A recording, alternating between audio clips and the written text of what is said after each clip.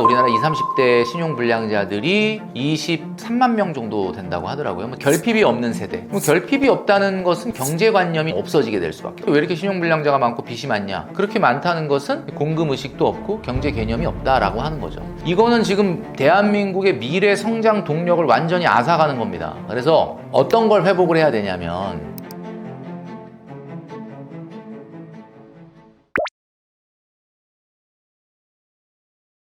제가 전 영상에서 한번 말씀드렸지만은 인생 수지라고 하는 것은 우리가 적자냐 흑자냐 이런 걸 따지잖아요. 2016년도 통계청 자료에 의하면 노동소득에서 내 소비를 뺐을 때 이게 적자냐 흑자냐를 얘기할 때 우리나라는 7세나 28세 정도에 이제 흑자로 들어가서 59세나 60세 정도에 이제 다시 적자로 돌아서는 그런 구조를 갖고 있고 가장 흑자 그 금액이 커질 때가 41세라고 합니다. 41세. 근데 이제 어떻게 보면은 제가 그 3권의 문제집이다 인생 그런 말씀을 드린 적이 있었는데 이 수지를 그러니까 플러스 마이너스를 우리가 수지라고 하잖아요. 근데 확실하게 우리가 경제 활동기에 플러스를 만들어내지 못한다 그러면은 우리의 마지막 3권의 문제집인 노후기라는 게 굉장히 힘들어질 수 있지 않습니까? 그래서 우리가 이거를 소비라고 하는 것은 죽는 그날까지 계속되는데 소득이라는 게 일정 시점에만 나타나고 사라지니까 이거를 그 플러스를 갖다가 노후기인 3번째 문제집을 해결하는데 풀어야 된다라고 하는 것이 이제 생애 주기별 자산 관리의 기본이고 이게 중학교 3학년 사회책에 나옵니다. 근데 이거를 가르쳐서 지금 나온 청년들이 이 개념을 몰라요. 하긴 뭐 그때 우리가 사회 시간에 이게 뭐 국영수 과목이 아니니까 뭐 반복적으로 가르치지는 않았겠지만 그래서 일단 기본적으로 봤을 때 저는 이런 생각을 합니다. 자기의 라이프 사이클을 정확하게 이해하는 게 인생 수지, 경제 수지에서 대단히 중요한데 지금 아시겠지만은 대한민국 경제가 어느 정도 어렵냐라고 놓고 본다면 IMF를 직접 경험해 본 분들은 IMF라는 게 막 실직이 되고 기업들이 막 굉장히 큰 기업들이 다 도산을 하고 막 하루아침에 실업자가 되고 이런 사람들이 굉장히 많았단 말이에요. 그러니까 야, 이게 IMF보다 더 힘들다라고 얘기하는 거는 좀 과장이다. 이런 이야기를 하는데 절대 그렇지가 않습니다. 이게 왜 그러냐면 그때는 97년 말부터 98년에 이르기까지 우리나라가 이제 IMF에 구제금융을 신청을 했고 달러가 없어가지고 그 달러를 살려고 원화를 계속해서 올려주다 보니까 원달러 환율이 2,000원, 1,950원까지 가고 한마디로 말을 해서 원화가 막 휴지 조각이 되고 달러가 없어서 달러를 못 구해가지고 달러 유동성 위기가 생긴 거잖아요. 그러니까 각 기업들이 도산하고 이런 건데 그거는 급성질환이었어요. 급성질환이라는 게 뭡니까? 응급실에 실려가는 거야. 그러니까 뭐 복통이 너무 심해가지고 그러면 일단 응급 수술을 한 거죠. 그리고 급속도로 건강이 좋아졌어요. 물론 후유증은 남았지만. 근데 지금은 병원에 가도 마땅히 약이 없습니다. 이건 뭐 고치기는 당장 어렵고 식이요법 하면서 약 드시고요. 뭐 이런 거예요. 그러면 IMF 때는 갑작스러워서 막 수술을 해가지고 어쨌든 고쳤는데 후유증은 남지만 그래도 건강을 빨리 해보겠는데 지금의 경제 위기는 뭐냐? 마땅히 뭐 해줄 게 없네요. 의사 선생님을 만나도 지금 이런 상황이란 말이에요. 청년 고용률이 지금 44.5% 이하로 떨어졌는데 이게 지금 다른 연령대는 오히려 고용률이 높아지고 있습니다. 지금 뭐냐면 적극적으로 경제활동에 오히려 참여하려고 하고 있고 지금 우리나라 청년들이 20대, 30대 청년들이 취업 활동 자체를 안 해요. 54만 명 정도가 은둔 고립 청년이고요. 이거는 지금 대한민국의 미래 성장 동력을 완전히 앗아가는 겁니다. 이런 상황이 된다라고 하면은 이게 정말 경제가 활력이 없어지는 거거든요. 이런 상황 속에서 우리가 그동안에 90년대, 2000년대 초반에 있었던 엄청난 성장이 사실은 어떻게 보면은 어떻게 보면 거품이냐라고 하는 이야기가 나올 정도로 굉장히 힘들다. 그래서 어떤 걸 회복을 해야 되냐면 일단은 여러분들의 개인의 돈을 이제는 공금이다 생각을 하고 수지 개념을 도입을 해야 됩니다. 그러니까 한마디로 여러분들한테 회사에서 공금을 맡겼다 그러면 여러분들 그거 들여다보면서 어떻게 생각하 이거 쓸 돈인지 아니면 쓰면 안 되는 돈인지 이거 생각할 거 아닙니까? 그리고 투자를 미래를 향해서 투자해야 될 돈이냐 모아놔야 될 돈이냐 이런 걸 생각하지 않습니까? 근데 월급을 요즘 청년들이 받으면 그냥 이거 내가 고생해서 번 거니까 다 내 거다 이런 개념으로 접근을 하니까 이게 이제 어떻게 보면 수지? 뭐 그런 말 모르는 거죠. 그래서 정말 중요한 거는 우리가 연봉 높은 사람들 막 부러워하잖아요. 연봉 높은 분들 이 영상 보시는 분들 있을 텐데 연봉 높은 것도 의미가 없어요. 얼마를 남기느냐가 중요하다. 수지가 중요하다. 연봉 1억이면 뭐해? 1억 2천 쓰는데. 아무 중요한 게 아니야. 괜히 눈높이만 높아지면 그 사람은 경제 위기가 왔을 때 더 힘들어요. 그죠? 그러니까 여러분, 연봉이 얼마야? 이게 중요한 게 아니라 1년에 얼마 정도를 남기고 있느냐. 이 수지를 잘 보셔야 되는 거예요. 그러니까 내가 연봉 높아지려는 이유가 뭐야? 더 많이 남기려고 높아져야 되는 거잖아요. 더 많이 쓰려고가 아니라. 쓰는 거야 뭐 지금 당장 더 쓰면 당장은 뭐 좋죠. 뭐 인스타그램에 올릴 사진도 많아지고, 그죠? 근데 그런 거 하나도 남는 게 없거든요, 여러분. 그래서 인생 수지라고 하는, 경제 수지라고 하는 개념을 개인한테 꼭 도입을 하셔야 된다라고 말씀드리고 싶습니다. 월급이 늘어나지 않는다라면은 뭐 누구나 월급이 막 늘어난다는 느낌을 갖는 분은 많지는 않을 것 같아요. 뭐 최근에 SK 하이닉스나 현대차를 다니고 있지 않다 그러면이야 뭐 월급이 막 늘어난다는 느낌이 있겠습니까? 그런데 진짜 안 늘어나는 거면 다시 본인한테 물어봐야 돼. 이건 재테크 영역이 아니라 본인이 과연 내가 아무리 내 잡에서 성장 발전이 중요하다, 내 커리어가 중요하다고 하는데 월급이 너무 안 늘어난다면 내가 과연 이 잡을 계속 해야 되는 건가? 라는 생각을 먼저 해야 될 것 같고, 생각보다 월급이 많이 안 늘어난다라고 하면은 소비 습관을 어떻게 바꾸느냐라고 본다면 저는 이렇게 생각을 해요. 소득에 맞춰서 소비를 하면은 아무 문제도 안 발생하거든요. 그러니까 그 소득에 맞춰서 소비한다는 게 뭐예요? 이렇게 얘기를 하는데 사회초년생 때 내가 버는 소득의 40에서 50% 정도는 쓸 수 있어야 돼. 그게 안 쓴다는 건 뭐야? 안 쓰는 게 중요한 게 아니라 모아야죠. 근데 나 지금 30만, 40만 원 받는데 이 중에서 그러면 지금 멘토님 말씀하신 대로 얘기하면 최소 100만 원은 저축해야 된다는데 100만 원 나 저축하기가 힘든데? 여러분, 힘들지 않다라는 건 아니에요. 저도 이해는 해요. 근데 저는 90년대 후반에 이제 첫 직장을 잡았는데 재형저축 떼고 155만 원 받았거든요. 재형저축 떼고 155. 그때가 월급이 한 200이었을 것 같아요. 근데 지금 화폐 가치로는 한 350, 400 정도 될 것 같은데 124만 원 저축했어. 그러면 얼마 남냐? 31만 원 남아요. 근데 그때는 여러분들하고 다르죠. 스마트폰 없고 인터넷 없고 택배 없고 배달 없고, 그죠? 그런 시절이야. 놀토 없고. 그러니까 가능한 거 아니냐. 지금은 불가능하지 않냐. 저도 맞습니다. 그 말. 근데 그러니까 80% 저축하라는 게 아니라 40, 50% 저축, 230, 40 받는데 100만 원, 120만 원 어떻게 저축하냐? 그럼 학생 때는 어떻게 하셨어요? 그러니까 이게 여러분 생각할 때 그러네? 내가 왜 지금 120, 130만 원만 쓰고 저축하라고 하는 거를 여러분들이 받아들이지 못하냐면 여러분이 학생이 아니라서 그래. 학생이었으면 한 달에 120만 원 생활비 쓰고 생활해라 그러면 하죠. 생활. 근데 내가 한 230, 40 버니까 야, 내가 230, 40 버는데 이거만 쓰고 살 수 있어? 이렇게 되는 거야.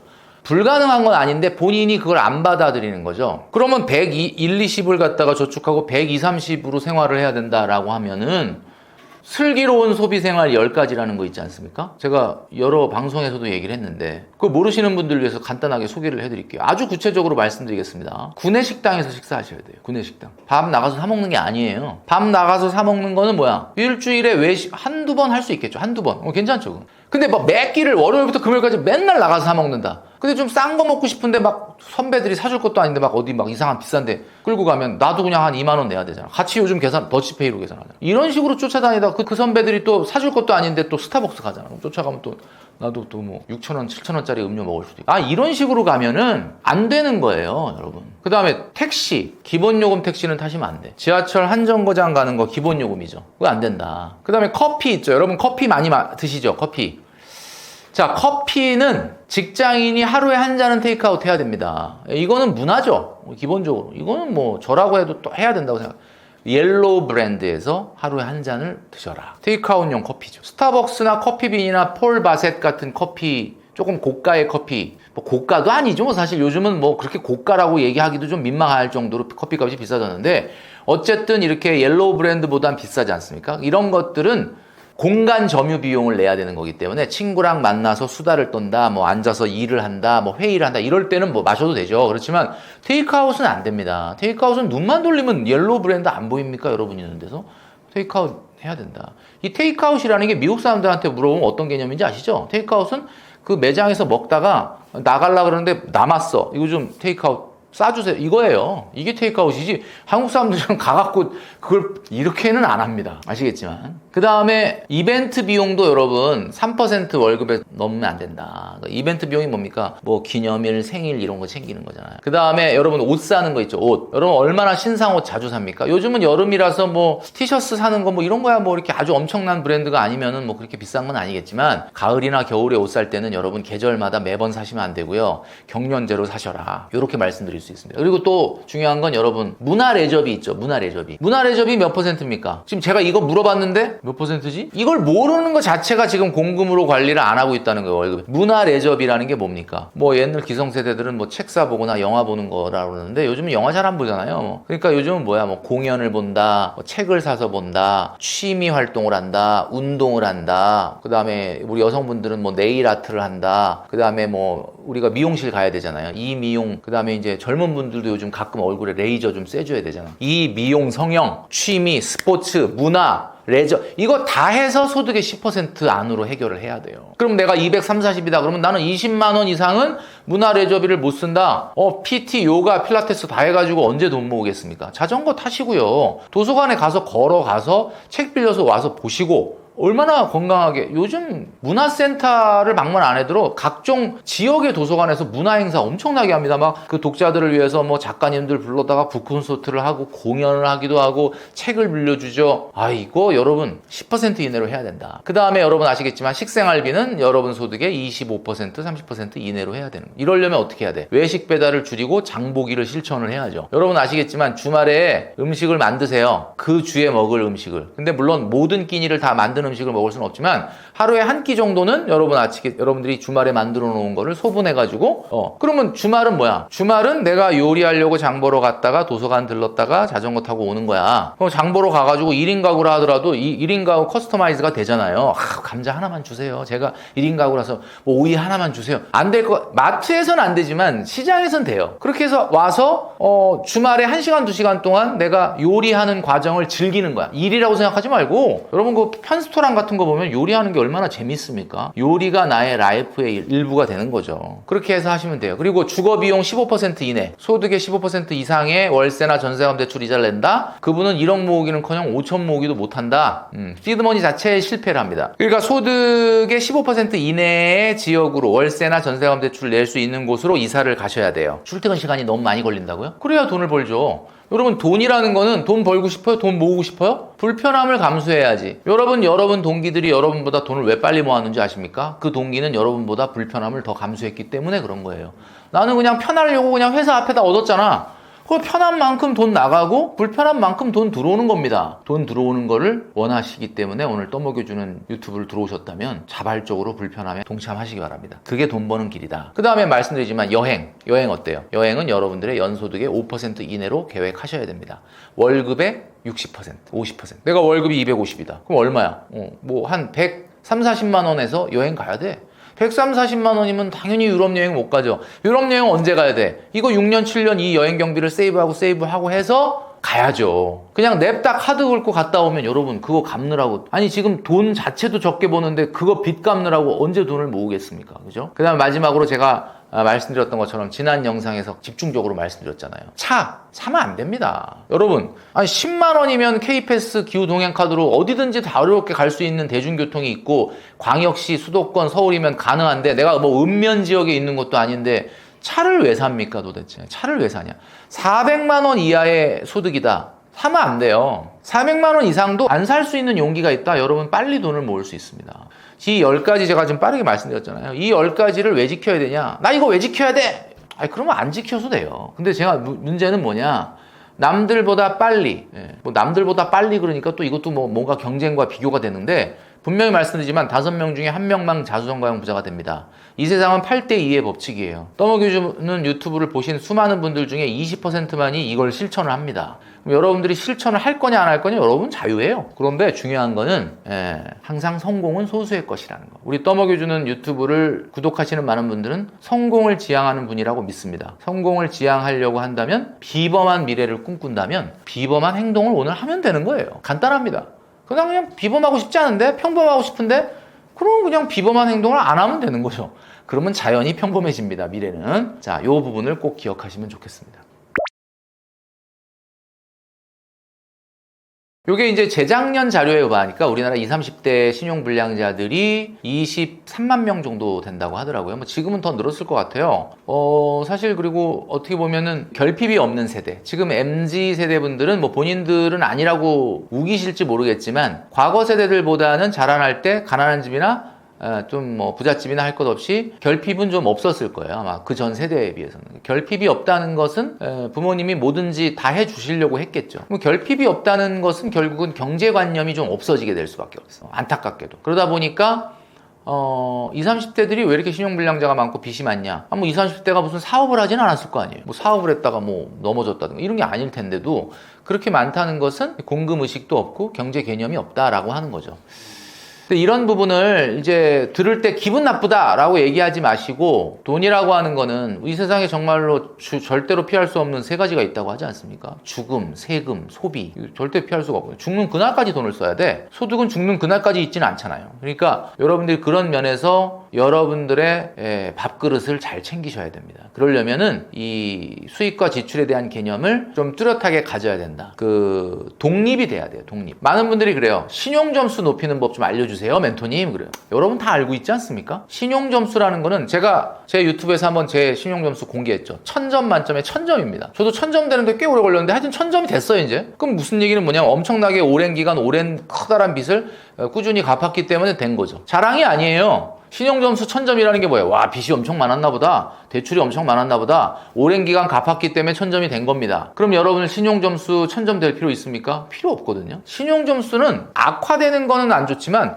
높일 이유는 없어요. 왜 신용점수를 높이려고 합니까? 뭐 마이너스 통장, 신용대출 받을 때 뭐 이자 조금이라도 덜 내려고? 여러분, 청년 시절에 마이너스 통장은 받으면 안 됩니다. 마이너스 통장이라는 게 왜 필요하죠? 내가 사업을 해야 되는데 내 돈에다가 은행 돈을 빌려와서 사업을 한다. 뭐 그런 거는 인정합니다. 내가 집을 살려고 그러는데 내 돈 갖고 좀 안 돼서 주담대를 빌린다. 인정합니다. 여기까지는 대출이라고 봐요. 그런데 전세자금 대출, 이거 대출 아닙니다. 왜냐하면 전세자금 대출이라는 게 90년대 제가 신혼 때 없었어요. 그때는 뭐야? 목돈을 모아야 결혼할 수 있었고 목돈 없으면 전세를 못 구했다. 안 그러면 월세를 내야 돼. 월세를 내면 느낌이 어떠냐면 잠이 안 와요. 배가 아파갖고 빨리 돈을 모아서 전세로 갈아타야 되겠다. 이 생각을 하는데 요즘은 전세자금 대출이 있으니까 돈이 없어도 그냥 전세자금 대출이자 내고 그냥 전세로 들어가. 이러니까는 개념이 이제 없어지게 된 거죠. 사실 최근에 집값 상승이라고 하는 것에 이 주범이 전세자금 대출이야. 내가 봤을 때. 전세자금 대출을 안 해줘야 사람들이 돈을 모으고 돈을 모아야 전세 가고 전세 간 다음에 내 집을 마련하는데 이제는 뭐 돈도 없는데 그냥 그냥 월세 살아. 그냥 전세자금 대출 내. 그러면서 자꾸 아파트로 가려고 하니까 그게 사실은 버텀업 방식으로 집값을 밀어올리는 하나의 요인이 되고 있는 거거든요. 그래서 여러분 아시겠지만 신용점수 높이려고 하지 마라. 마이너스 통장 만들지 마라. 마이너스 통장 왜 만들었습니까? 여러분 왜 썼습니까? 한번 잘 생각해 보세요. 은행 갔더니 만들려고 그래서 만들었죠? 처음에는 저 대출 필요 없어요. 안 받아요. 그러는데 그냥 대출 안 받으셔도 되고 그냥 만들어만 놓고 혹시 긴박한 일이 생기면은 그때 써라. 괜찮네. 그리고 그냥 만든 거야. 그리고 딱 나오면서 머릿속에 어떤 긴박한 일을 만들까? 이 생각을 하지 않습니까? 그러니까 여러분 만드시면 안 되는 거예요. 필요 없는 거예요. 뭐 현금 서비스, 카드론 이런 것만 문제가 되는 게 아니라 마이너스 통장도 문제고 전세자금 대출도 문제다. 이 말씀을 꼭 드리고 싶습니다. 사실 이거는 뭐 제가 객관적으로 딱 얘기하기는 어려운데 최근에 이렇게 경기가 어려워지게 되면 당연히 빚을 못 갚는 사람이 늘어날 것이고 빚을 못 갚는 사람이 늘어난다면 어떤 식으로든 금융기관에 데미지가 있겠죠. 다만 이제 신용이 굉장히 좋은 사람들 위주로만 빌려주는 1금융권은 뭐 나름대로는 안전하다고 볼 수가 있겠지만 이 금융권 같은 경우는 고금리에 어떻게 보면 신용이 좋지 않은 사람들한테도 돈을 빌려줬지 않았겠습니까? 그리고 뭐 여러분도 아시겠지만 부동산 PF 문제라든지 이런 것들은 아직 수면 위로 올라온 건 없지만 계속해서 이렇게 경제가 어렵고 그렇다라고 하면은 어떻게 보면 그것이 언젠가 문제가 될 수가 있습니다. 그래서 여러분 아시겠지만 금융소비자 포털이라고 하는 사이트가 있죠. 파인이라고 네이버에 치셔도 나오는데 거기 보면은 금융기관의 경영 분석이라고 하는 게 나옵니다. 거기 들어가 보면 뭐 예를 들면 BIS 비율이 어떻다든지 그 다음에 예를 들면은 그 여신이 성격이 어떤 성격이냐에 따라서 뭐 악성 채무가 몇 %가 되는지 이런 것들을 나오는 지표들을 볼 수 있는 사이트가 있어요. 그래서 뭐 사실 현재까지는 우리나라가 뭐 표면 위로 막 어떤 금융기관이 막 휘청휘청 된다 뭐 문제가 있다까지는 아니지만 그래도 내가 돈을 맡기고 있는 은행이나 혹시 제2금융권을 거래하고 있다고 하면은 금융 소비자 포털 사이트 파인에 들어가서 이 금융기관의 경영 성과가 뭐 ROA라고 하죠. ROA가 얼마인지, BIS 비율은 얼마인지 거기에 그 보는 법들이 다 나와 있습니다. 얼마 이상이 되면 위험하고 뭐 이런 숫자, 그걸 좀 찬찬히 보시면서 한 번 정도 체크업을 해보실 필요는 있다라고 생각을 하고요. 뭐 아직까지는 그게 뭐 이렇게 수면 위로 올라올 정도는 아니지만 한번 점검해 보시기를 권해드리고 싶습니다. 떠먹여주는 TV 구독자 여러분, 머니트레이너 김경필이었습니다. 오늘 제가 말씀드렸던 내용 중에서 사실 뭐 부동산에 관련된 내용은 좀 없었는데 제가 이번에 신간 책을 냈습니다. 결국 당신은 아파트를 사게 된다. 자, 이 책은 무조건 지금 최근에 있었던 아파트 가격을 추격 매수하라 이런 뜻은 아니고요. 언젠가 우리가 내 집 마련을 해야 되는데 막 그렇게 불장일 때는 관심을 가졌다가 또 약간 뭐 주춤한다 그러면 관심을 안 가졌다가 이렇게 하시는데 그렇게 하지 마시고 어차피 장기적인 관점에서 우리가 아파트를 언젠가는 꼭 사야 되기 때문에 차근차근 잘 준비하는 방법에 대해서 말씀드린 책이니까요. 고정 댓글에도 링크를 달아놨으니까 많은 관심을 좀 부탁드립니다. 떠먹여주는 TV 유튜브를 구독하시는 많은 여러분, 제가 늘 말씀드리지만 가장 중요한 건 위기 때 기회를 잡는 사람들이 많다라는 겁니다. 이 위기의 상황 속에서 우리 유튜브를 보시면서 많은 인사이트를 얻으실 텐데 중요한 거는 그렇구나 라고 넘어가는 게 아니라 지금 내가 들었던 거에서 굉장히 인상적이었던 거 한두 가지를 꼭 메모를 하셔서 여러분 것으로 실천을 하시면 여러분들은 미래가 달라지게 될 것이다 라고 저는 말씀드리고 싶습니다. 자, 여러분, 제가 말씀드렸던 내용 중에 한두 가지라도 마음에 와닿는 부분이 있다면 실천하시는 여러분 되시기를 바라겠습니다.